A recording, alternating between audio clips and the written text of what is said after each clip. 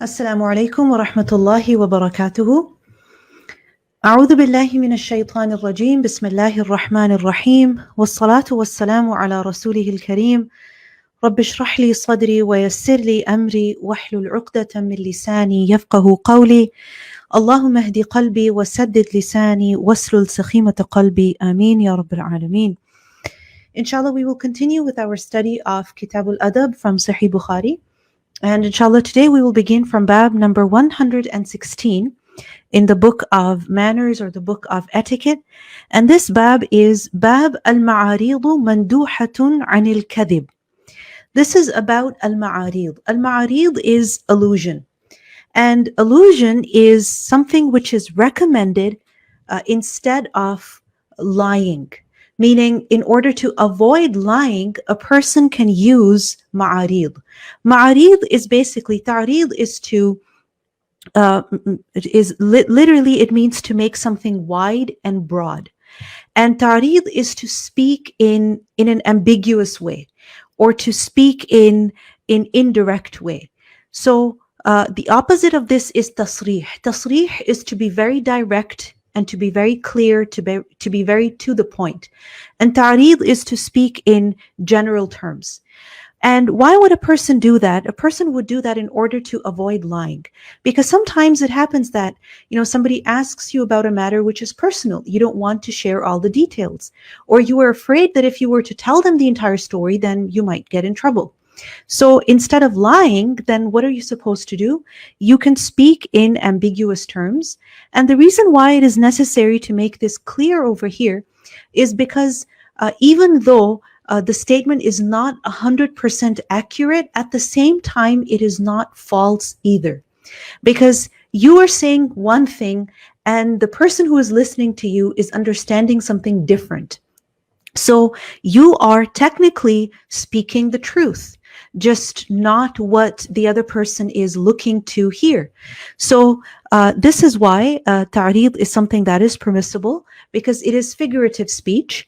And if taken literally, yes, it could be considered lying. But when it comes to language, when it comes to expressions and idioms, then it's understood that these are not to be taken literally. وقال إسحاق سمعت أنسا مات ابن لأبي طلحة فقال كيف الغلام قالت أم سليم هدأ نفسه وأرجو أن يكون قد استراح وظن أنها صادقة. So Anas radiallahu anhu said that a son of Abu Talha radiallahu anhu passed away, and he asked, meaning Abu Talha asked his wife Sulaym, that how is the boy doing?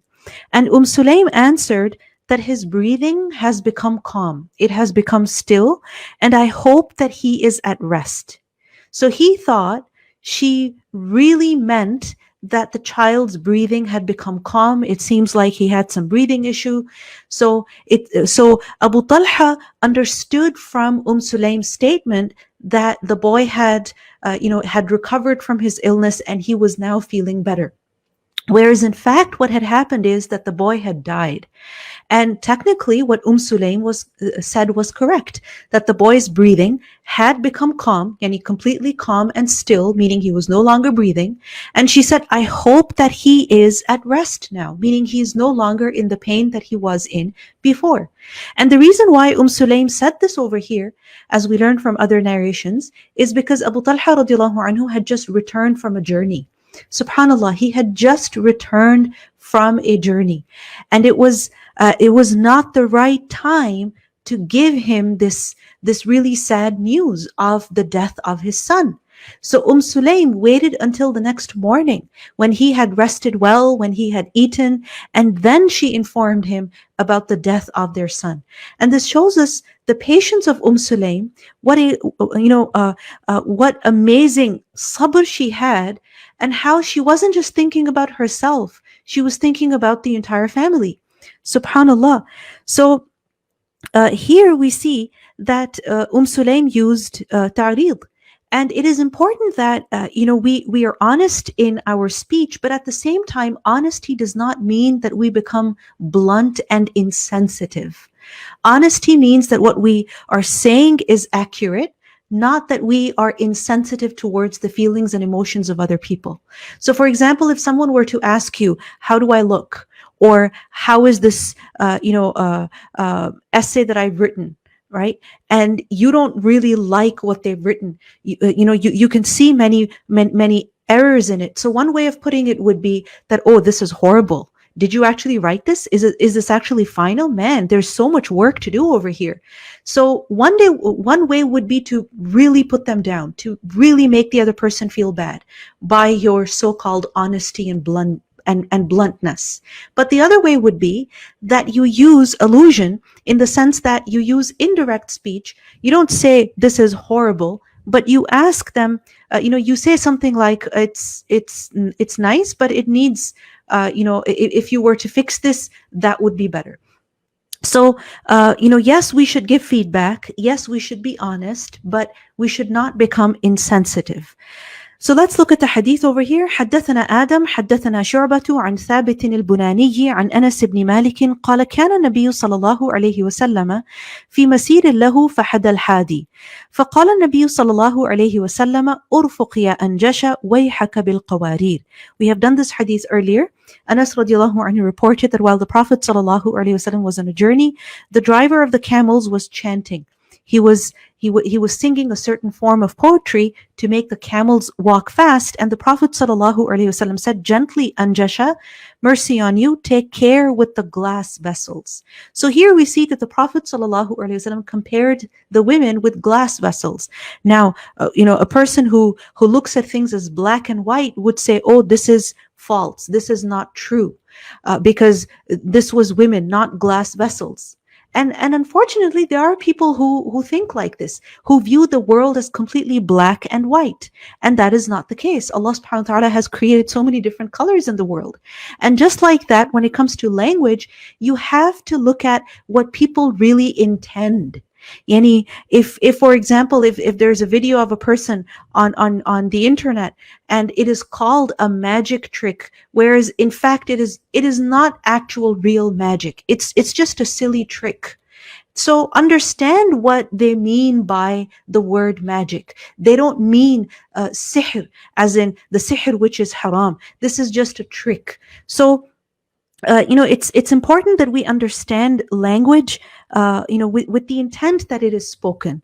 حدثنا سليمان بن حرب حدثنا حماد عن ثابت عن أنس وأيوب عن أبي قلابة عن أنس رضي الله عنه أن النبي صلى الله عليه وسلم كان في سفر وكان غلام يحدو بهن يقال له أنجشة. Same hadith, Anas رضي الله عنه said that once the Prophet صلى الله عليه وسلم was on a journey and there was a slave who was driving the camels, and his name was Anjasha. فقال النبي صلى الله عليه وسلم رويدك يا أنجشة سوقك بالقوارير. قال أبو قلابة يعني النساء. So the Prophet sallallahu alaihi wasallam told him, go gently, Anjasha, while driving the glass vessels. Abu Qilaba, one of the narrators, he said that the Prophet sallallahu alaihi wasallam meant النساء, women. حدثنا إسحاق أخبرنا حبان حدثنا همام حدثنا قتادة حدثنا أنس بن مالك قال كان للنبي صلى الله عليه وسلم حاد يقال له أنجشة وكان حسن الصوت. Same narration, same incident, just a different chain of narration and different wording. And this is something that we can appreciate in this book of Sahih Bukhari, that you will find at times the same incident coming, in 3 or 4 different narrations. And the different narrations have been brought over here to show different benefits. One benefit is that each narration gives a unique detail. And also we see another benefit is that each narration comes with a unique chain of narrators, which only adds to the authenticity of what is being mentioned. So here in this narration, we see that the Prophet ﷺ had a hadin meaning a camel driver. يقال له أنجشة, his name was Anjasha, وكان حسن الصوت, and his voice was really good. فقال له النبي صلى الله عليه وسلم رويدك يا أنجشة لا تكسر القوارير. So the Prophet ﷺ told him, slow down, O Anjasha, do not break the glass vessels. قال قتادة يعني ضعفة النساء. Qatada said the Prophet ﷺ meant weak women. So in this narration, we see the Prophet ﷺ compared the women because of their weakness. It is said that some of them were expecting. So because of their physical condition, the Prophet ﷺ compared them to delicate crystals or glass vessels. حدثنا مسدد حدثنا يحيى عن شعبة قال حدثني قتادة عن أنس بن مالك قال كان بالمدينة فزع. Now, another incident Imam Bukhari brings over here to show how when you use language, different expressions within a certain language, then those expressions are not to be taken literally. So here we see that once there was a faza'un, there was a cause of alarm or fright in the city of Medina. And in another narration, we learned that there was a loud sound. So what happened? فَرَكِبَ رَسُولُ اللَّهِ صَلَى اللَّهُ عَلَيْهِ وَسَلَّمَ فَرَسًا لِأَبِي طَلْحَةَ. So the Prophet صلى الله عليه وسلم rode a horse that belonged to Abu Talha radiallahu anhu. فَقَالَ مَا رَأَيْنَا مِنْ شَيْءٍ. And then when he returned, he said, we didn't see anything. وَإِنْ وَجَدْنَاهُ لَبَحْرًا. And we found this horse to be like a sea, like an ocean. So in another narration, we learn that this loud sound that the people of Medina heard, everybody was afraid. And the Prophet ﷺ actually went towards the sound. And this shows us his strength and the fact that he was truly a leader to his people. He wasn't afraid. He wasn't concerned for his own safety first. He was concerned about the welfare of the people. So the Prophet ﷺ rushed towards the source of the sound. And he just used the horse of Abu Talha radiallahu anhu because it seems as though it was very easily accessible at the time. And we learned that the horse did not even have any, saddle or any seat on it. And the Prophet sallallahu alaihi wasallam, he rode the horse and he went towards the source of the sound. And when he returned, when he was going back to the people, that is when finally people were actually going towards the source of the sound. Subhanallah. By the time people had the courage to go check that sound, the Prophet ﷺ had already checked and he was returning. And this shows us his courage. And he assured the people that there's nothing, no need to worry, no need to fear. And then the Prophet ﷺ praised the horse of Abu Talha radiallahu anhu, where he said that we found this horse to be an ocean. Now, of course, a horse is not an ocean. It is not a body of water. So people who look at the world as black and white would say this is untrue. But this is not an untrue statement. This is an expression. And what is meant is that the horse was very, very swift. It ran really fast. So the Prophet ﷺ appreciated the swiftness of the horse by using an expression like this, that just like water, the horse just kept going and going. It had so much capacity, just like an ocean or a sea has so much capacity. So it is permissible to use language like this. And sometimes, a person has to use indirect speech or allusion in order to protect themselves. So Ibn Battal reports about Ibn Sirin that he said that once there was a man who was such that whenever he saw something and he admired it, it would be affected by the evil eye. So everybody felt insecure around this particular individual. So once there was a man who had a horse, and this particular individual, he asked, "Oh, what kind of a horse is this?" And he wanted to talk about it. So the man didn't exactly praise his horse. He just said something like, once you make it sit, it refuses to get up. And basically, he didn't really praise his horse in front of that man.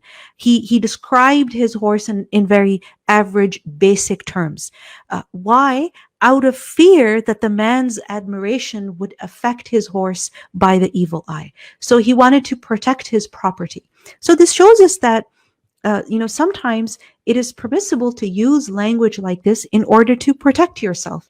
It doesn't mean you are being dishonest. It just means you are being cautious. But it is also important to remember not to speak like this all the time.